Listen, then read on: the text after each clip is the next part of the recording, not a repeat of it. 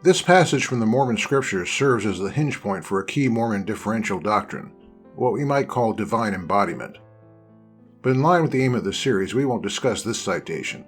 We'll discuss biblical passages used to justify that same doctrine. Viewers may remember that recent current events gave voice to a variation on this doctrine by mainstream Christians.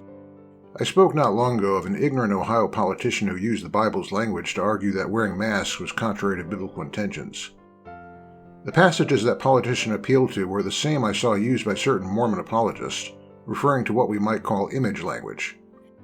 According to these apologists, these verses offer strong support for the idea that God is part of the human race.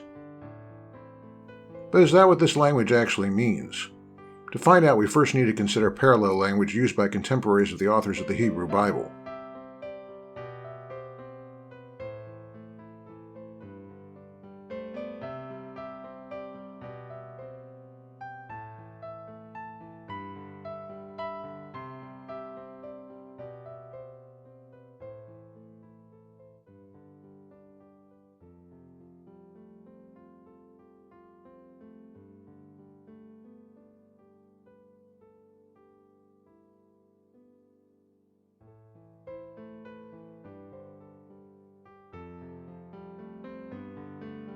What we learn from these examples, as well as from a close examination of the biblical context, is that image language has to do not with appearance or physical nature, but with dominion and authority.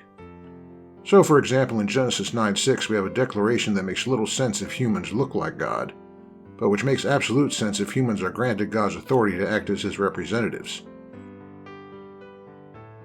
What about the fact that the words at issue are used of idols? The answer is that it has to be kept in mind that idols weren't considered just dumb masses of stone. In effect, they were sort of like phone booths, where you communicated with the deity whose idol it was. That in turn explains why these idols were made to look like the deity whose authority they channeled. I mean, if you were Baal, which of these would you prefer to be communicating through?